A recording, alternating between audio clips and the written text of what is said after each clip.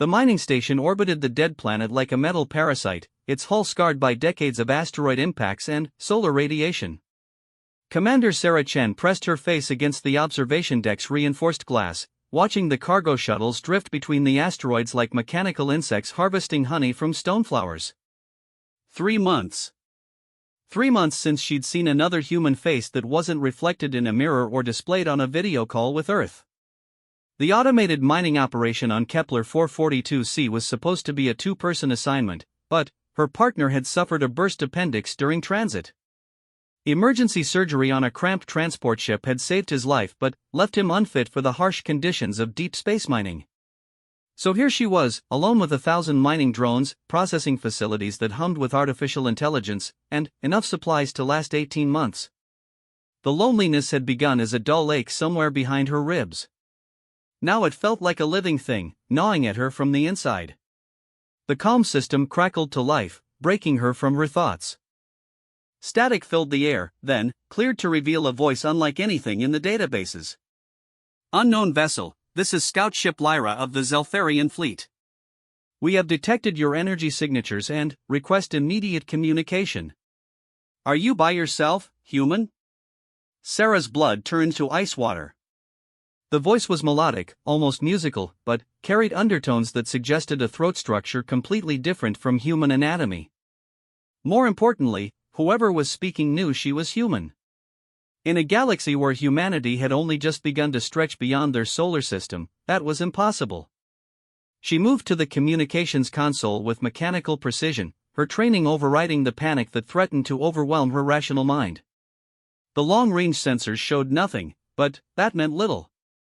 Any species capable of interstellar travel would likely possess stealth technology beyond human comprehension. This is Commander Sarah Chen of the Earth Mining Consortium, Station Prometheus. I need to see identification and proof of peaceful intent before proceeding with any communication protocols. The response came immediately, without the lag that should have accompanied long-range communication. They were close.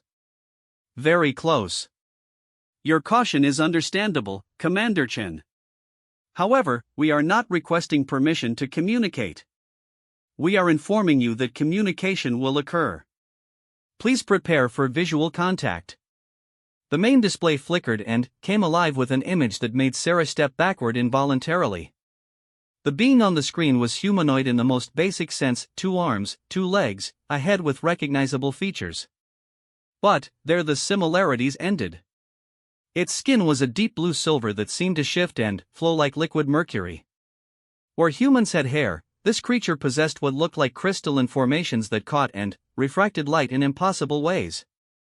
Its eyes were the most striking feature, large, luminous, and completely black except for points of light that moved within them like distant stars.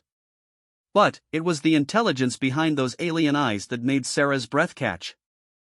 This wasn't the cold calculation of a predator or the simple curiosity of an animal. This was the gaze of a being that understood exactly what it was looking at and found it fascinating.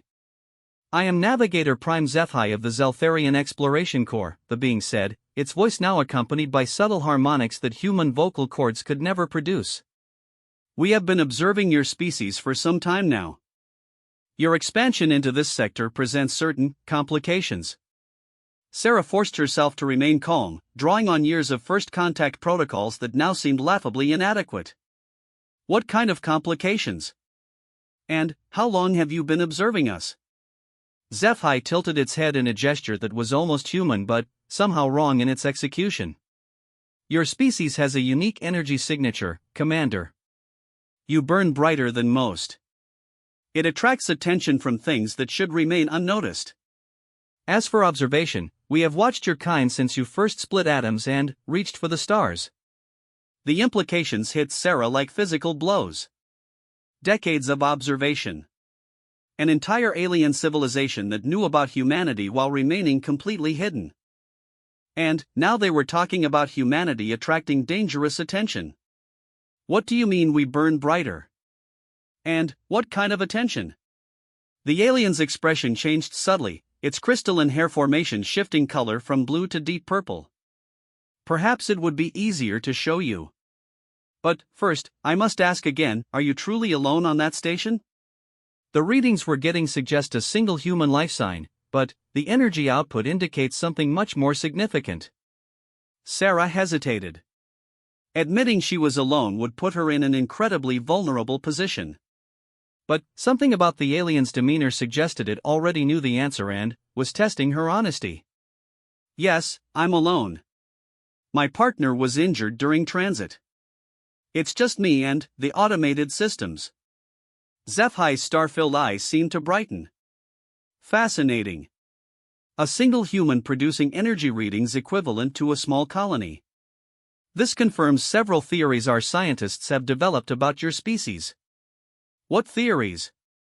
Instead of answering directly, the alien leaned forward slightly. Commander Chen, in the next few moments, you're going to see something that will change your understanding of the universe.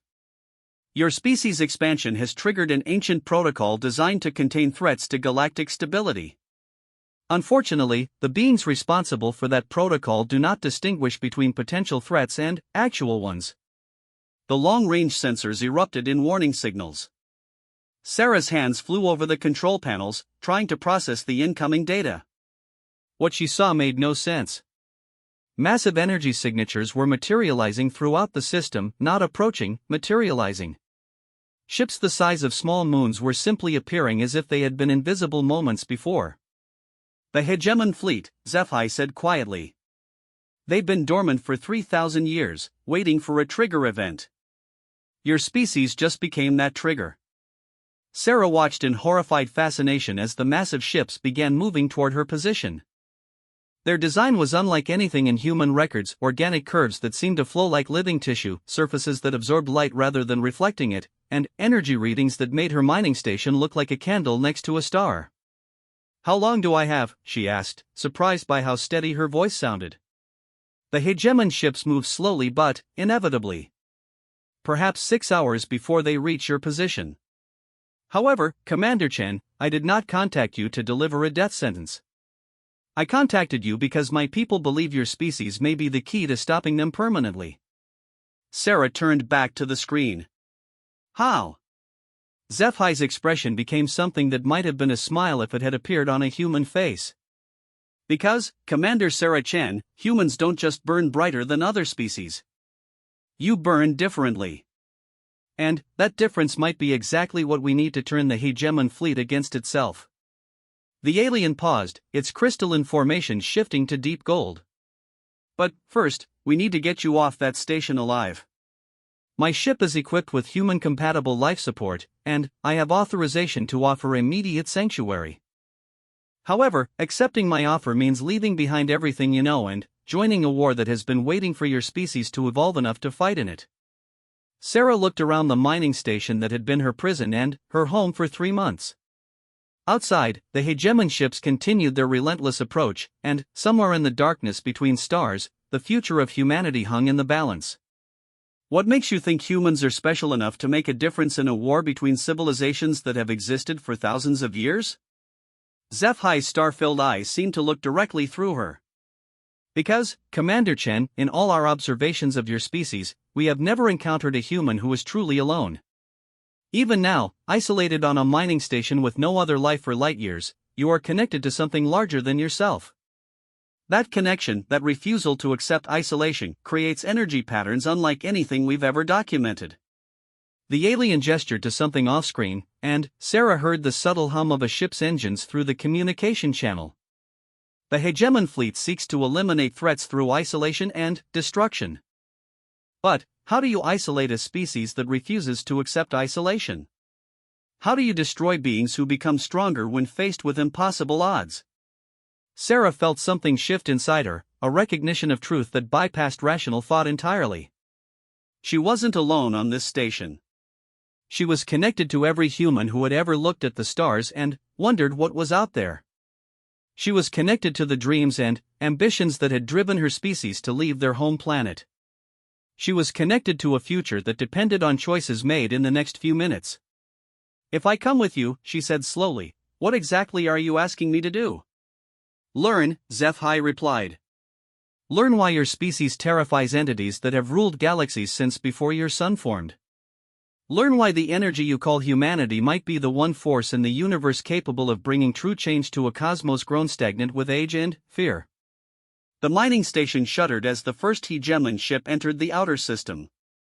Warning alarms began their shrill cry, and Sarah realized she was out of time for careful consideration. How do I know you're telling the truth? How do I know this isn't some elaborate deception?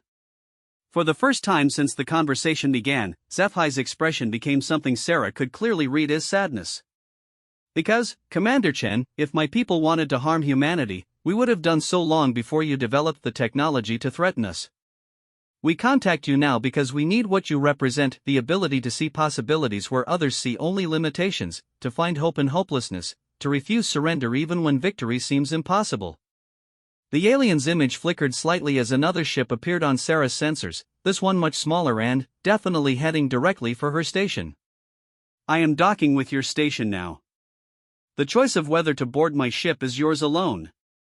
But, understand that regardless of your decision, the events set in motion today will determine whether humanity survives its introduction to the galactic community or becomes another cautionary tale about species that reach too far too fast. Sarah looked one more time at the approaching hegemon fleet, their impossible ships moving through space like manifestations of inevitability itself. Then, she looked at her hands, human hands that had built this station, that had reached across the void to touch alien rocks and extract resources that would fuel humanity's expansion into the unknown.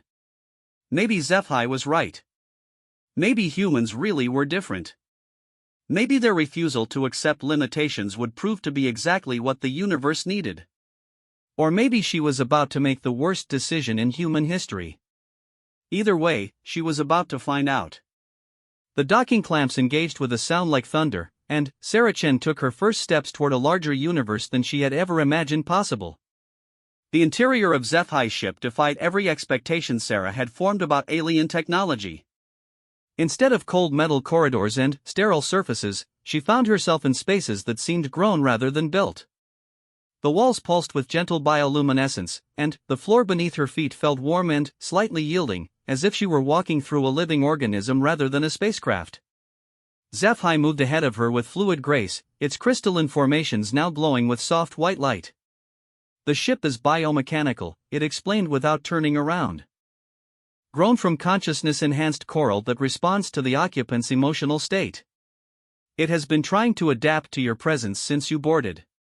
As if in response to the explanation, the walls around Sarah shifted to warmer hues, and she felt a subtle vibration through the floor that reminded her of a cat's purr.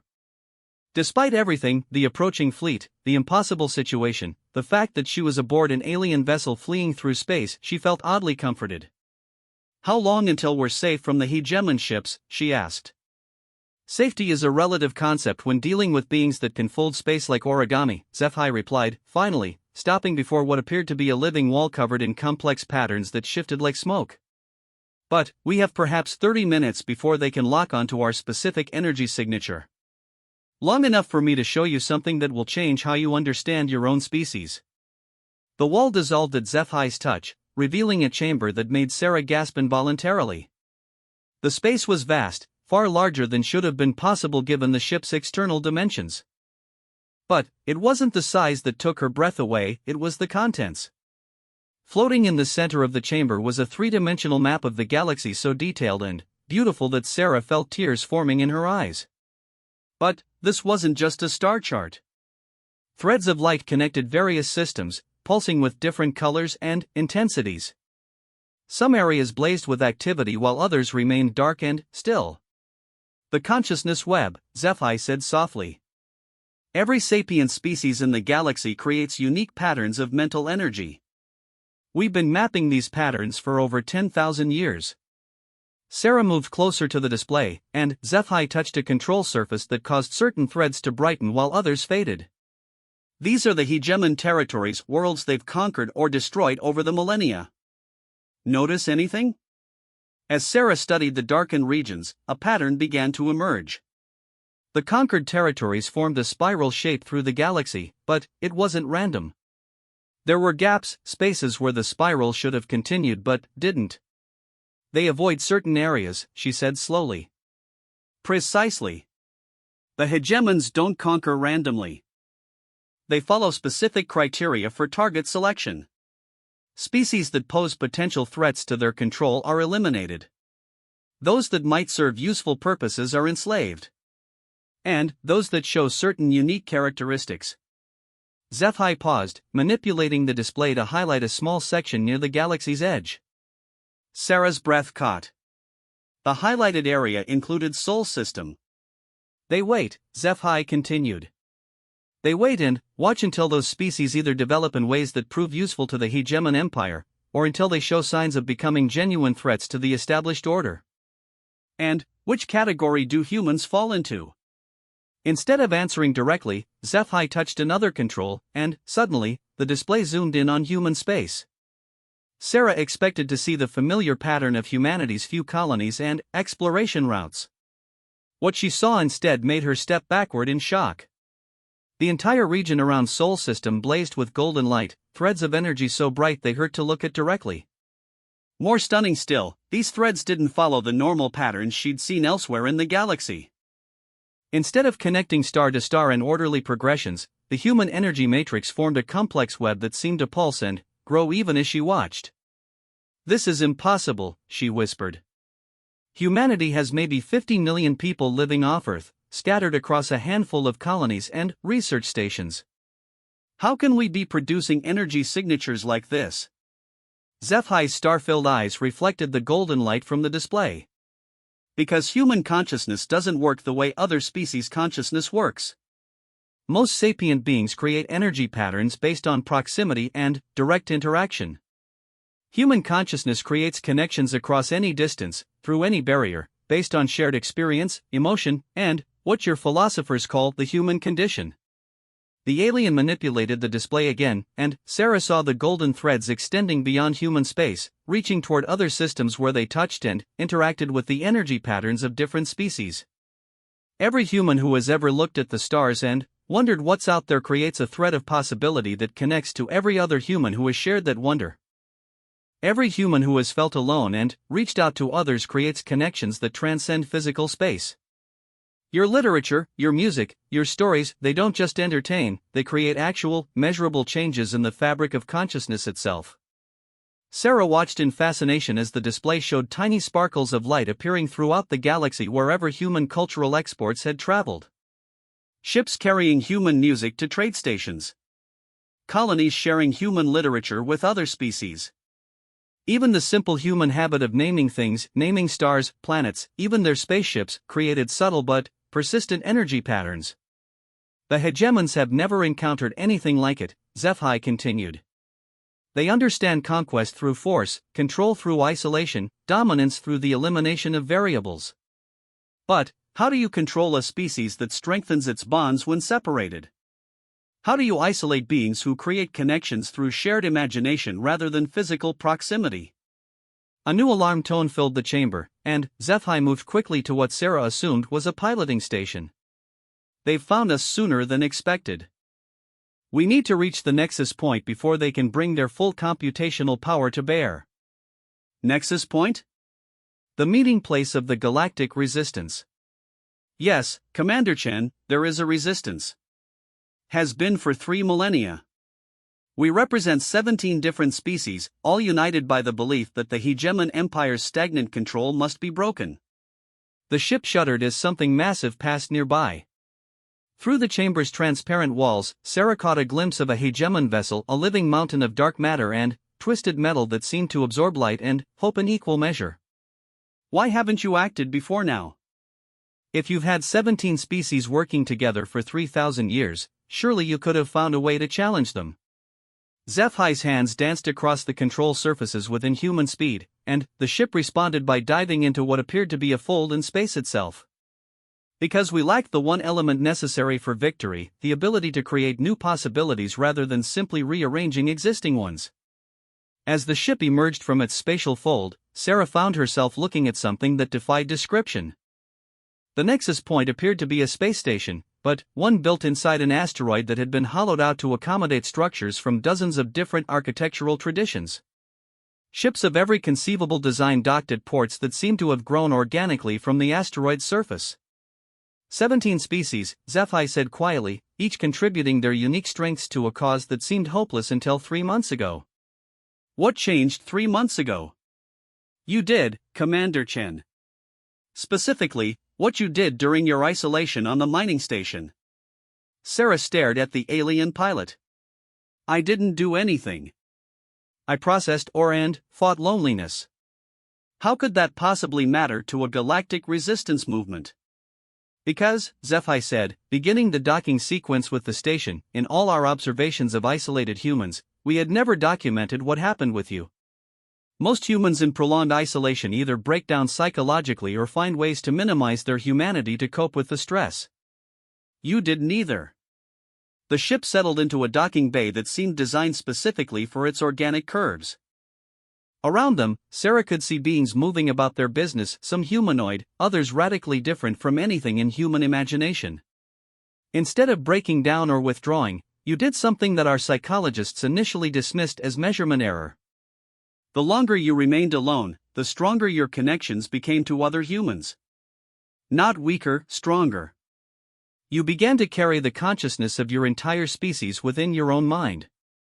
Sarah remembered the last few weeks on the mining station, when she had begun to imagine conversations with colleagues back on Earth, when she had started making decisions based on what she thought other humans would want her to do, when she had felt the presence of humanity itself as a living thing within her thoughts. We thought it might be an aberration, a unique quirk of your particular psychology, HFY continued as the airlock cycled. But, then, we detected similar patterns in other isolated humans throughout your expansion zone. Ship crews on long voyages, colonists on distant worlds, researchers at remote installations, all of them showing the same phenomenon. The airlock opened, and Sarah found herself looking into a corridor filled with beings that represented the diversity of galactic evolution. But they all turned to look at her with expressions she could somehow read despite their alien features: hope, curiosity, and something that looked very much like relief.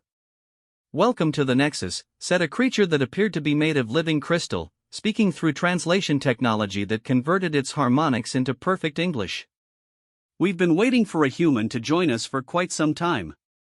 HFY gestured for Sarah to step forward. Commander Chen, I'd like you to meet the Galactic Resistance Council. And, yes, before you ask, they've all been learning human languages and studying human culture in preparation for this day. As Sarah walked into the corridor, she began to understand the magnitude of what was happening. This wasn't just first contact, this was the moment humanity officially joined a galactic community that had been preparing for their arrival for generations. But, as they moved deeper into the station, passing chambers filled with technology beyond human comprehension and beings engaged in activities she couldn't begin to understand, one question dominated her thoughts. You said my isolation somehow proved something about human consciousness. But, what exactly do you expect me to do with that knowledge? I'm a mining engineer, not a warrior or diplomat. The crystal being's harmonics took on what Sarah's translation implant interpreted as gentle amusement. Commander Chen, we don't need you to be a warrior or diplomat. We need you to be exactly what you are, a human who refuses to accept that impossible odds mean certain defeat. They stopped before a massive chamber filled with what appeared to be a three-dimensional tactical display showing the movements of hegemon forces throughout the galaxy. The scale was overwhelming: thousands of ships, entire solar systems under siege, and, at the center of it all, a darkness that seemed to swallow everything around it. The hegemon's true power, HFY explained, lies not in their ships or weapons, but in their ability to convince entire civilizations that resistance is futile. They are masters of inevitability, of making their victories seem like a law of physics rather than a choice made by conscious beings. Sarah studied the display, her engineer's mind automatically analyzing patterns and searching for weaknesses. And, slowly, incredibly, she began to see them. "They expect you to fight them like everyone else has," she said slowly. "Direct confrontation, traditional military tactics, logical strategic thinking." Exactly, the crystal being chimed. "For 3,000 years, we've been trying to beat them at their own game. And, for 3,000 years, we've been losing." Sarah looked around the chamber at the assembled representatives of 17 different species, all of them united by hope and desperation in equal measure. And, for the first time since boarding HFY's ship, she smiled. "Then, it's a good thing I'm not everyone else. The war room of the Nexus station hummed with nervous energy as representatives from 17 species gathered around the tactical display. Sarah stood at the center, feeling absurdly small among beings who had been fighting this war since before human civilization learned to write. Yet somehow, she had become the focal point of their desperate hope. The hegemon's next target is clear, announced Barthek, a six-armed being whose species had survived the first hegemon invasion 3 millennia ago. They're moving toward the Terran colonies in the Alpha Centauri system. 40,000 humans, including families with children. The implications hit Sarah like a physical blow. This was no longer about abstract galactic politics or ancient conflicts between alien civilizations. This was about human children who would wake up tomorrow expecting their parents to keep them safe. "How long do we have?" she asked. 72 hours, HFY replied, its crystalline formations now a deep, worried purple. "Maybe less. Once they reach Alpha Centauri, they'll use the colony as a demonstration to the rest of human space. Surrender or watch your species burn." Sarah studied the tactical display, watching the inexorable approach of the hegemon fleet. Hundreds of ships, each one capable of destroying entire solar systems.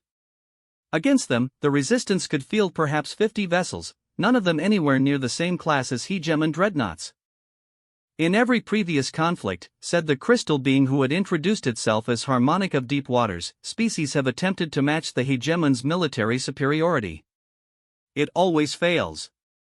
Their technology is millions of years beyond anything we can field." "But," Sarah said slowly, "they're not fighting technology.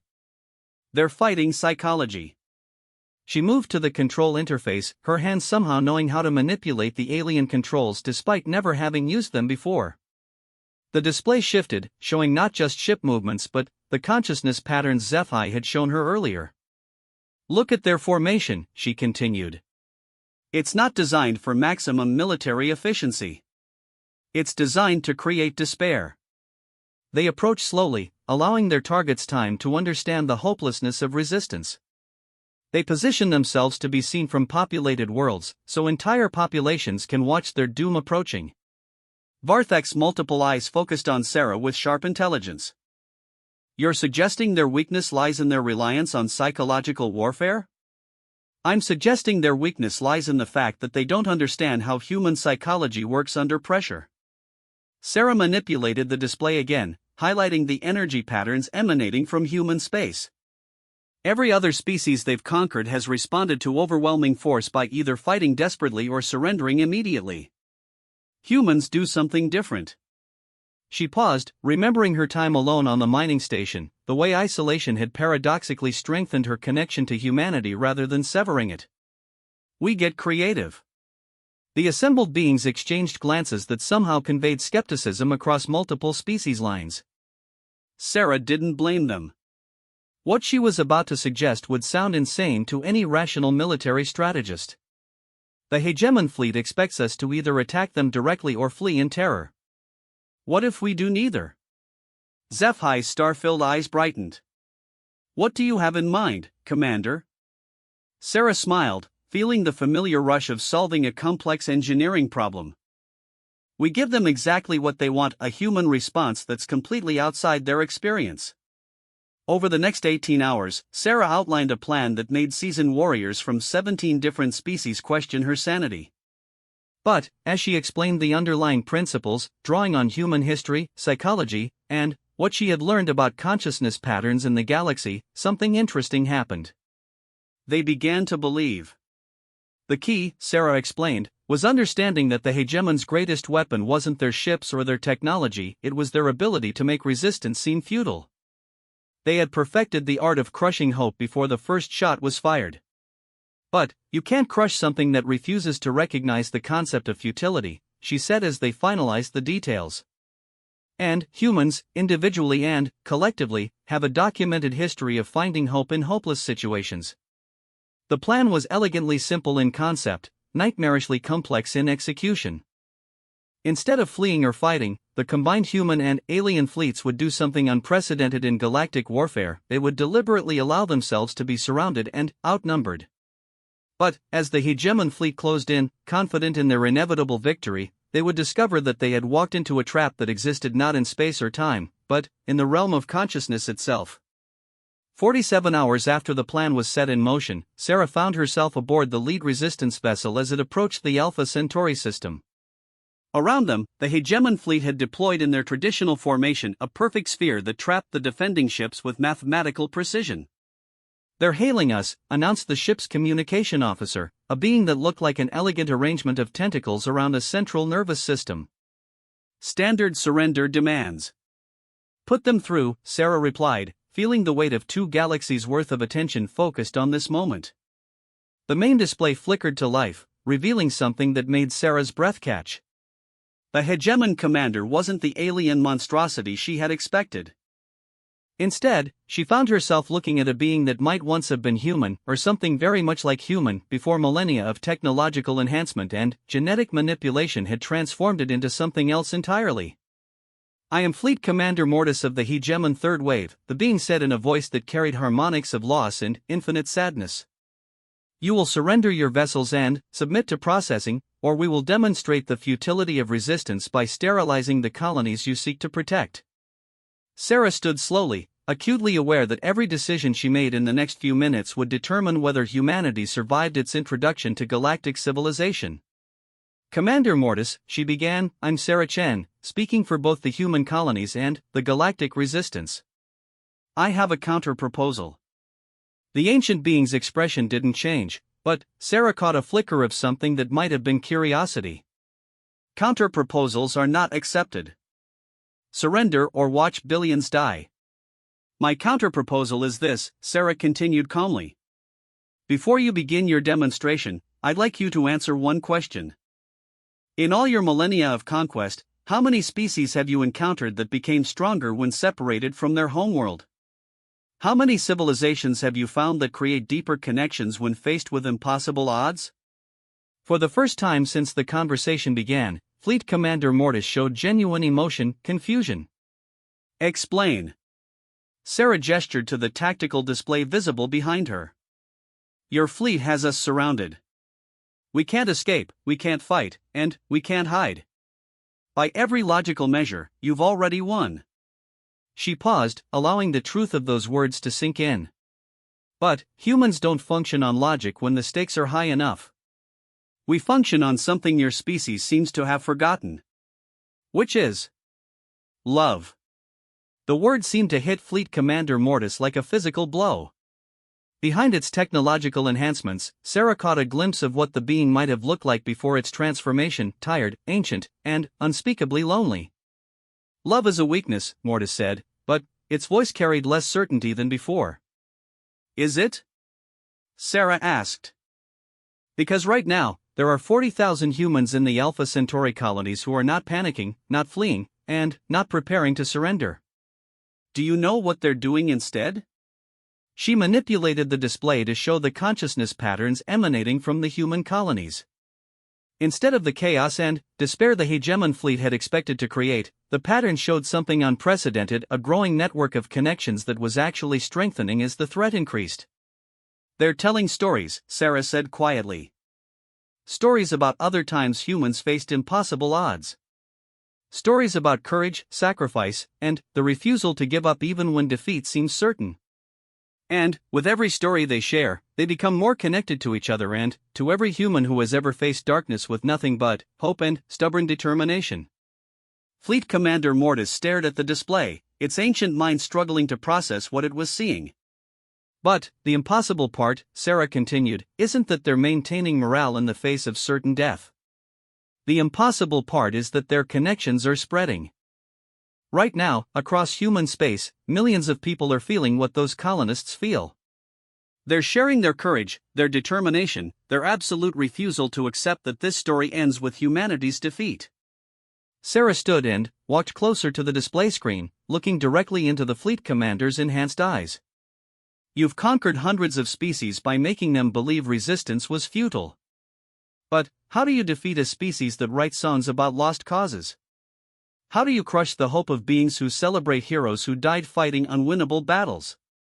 How do you convince humans that resistance is futile when we have thousands of stories about people who proved that futility is just another word for a challenge that hasn't been solved yet? The silence that followed stretched across space and species lines. Finally, Fleet Commander Mortis spoke, its voice carrying harmonics that Sarah's translation implant rendered as something very much like wonder. What are you proposing? Sarah smiled, feeling the connection she carried to every human who had ever looked at the stars and refused to accept limitations. I'm proposing that you're about to discover why the universe created humans. Not to conquer galaxies or build empires, but to prove that consciousness itself can evolve beyond the patterns that have trapped it for millions of years. She gestured to the tactical display one more time. Your fleet is currently surrounding 50 ships carrying representatives of 18 different species who have chosen to stand together rather than submit to the certainty of your victory. In approximately 30 minutes, those 50 ships are going to do something that your tactical computers will classify as impossible. Which is win. What happened next would be analyzed by xenopsychologists and consciousness researchers for generations. The moment Sarah spoke that single word, something unprecedented occurred in the fabric of galactic awareness itself. Every human consciousness, from the colonies in Alpha Centauri to the homeworld itself, suddenly connected in a network of shared determination that transcended physical space. But, more than that, the connections Sarah had observed began to spread beyond humanity, touching the consciousness patterns of every species represented in the Resistance fleet. For the first time in galactic history, 18 different forms of sapient awareness merged into a single, unified purpose, not through conquest or domination, but through the uniquely human concept of choosing hope over certainty. The effect on the Hegemon fleet was immediate and devastating. Ships that had functioned flawlessly for millennia began experiencing cascade failures as their crews, many of whom were members of conquered species integrated into Hegemon hierarchy, remembered what they had lost and began to question whether it could be reclaimed. Fleet Commander Mortis watched in fascination as its perfect formation began to dissolve, not through external attack but through internal awakening. Impossible, it whispered. That's what makes it human, Sarah replied. In the end, the Battle of Alpha Centauri was won not through superior firepower or tactical brilliance, but through something the galaxy had forgotten was possible, the choice to believe in outcomes that couldn't be calculated or predicted. As the Hegemon fleet retreated, its crews struggling with the first independent thoughts many had experienced in millennia, Fleet Commander Mortis issued a final transmission. This engagement is concluded, but the war continues. We will adapt to your methods. Sarah nodded, understanding the truth behind those words. Yes, you will. And, when you do, we'll find new methods. That's what humans do, we adapt, we evolve, and we never stop believing that tomorrow can be better than today, no matter how impossible that seems. The screen went dark, and Sarah found herself surrounded by beings from 17 different species, all of them looking at her with expressions she was learning to read as gratitude and hope. But it was HFY who spoke the words that would define humanity's place in the galactic community for generations to come. Commander Sarah Chan, on behalf of the Galactic Resistance and the billions of beings seeking freedom throughout the galaxy, I formally welcome humanity to the larger universe. We have been waiting for you for a very long time. Sarah looked around at her new allies, feeling the connections that now linked her not just to every human, but to every conscious being willing to choose hope over certainty, possibility over inevitability. Are you by yourself, human? HFY had asked when this all began. Now Sarah knew the answer that would echo through the galaxy for ages to come. No. Humans are never by themselves. And that, more than any technology or weapon, was going to change everything.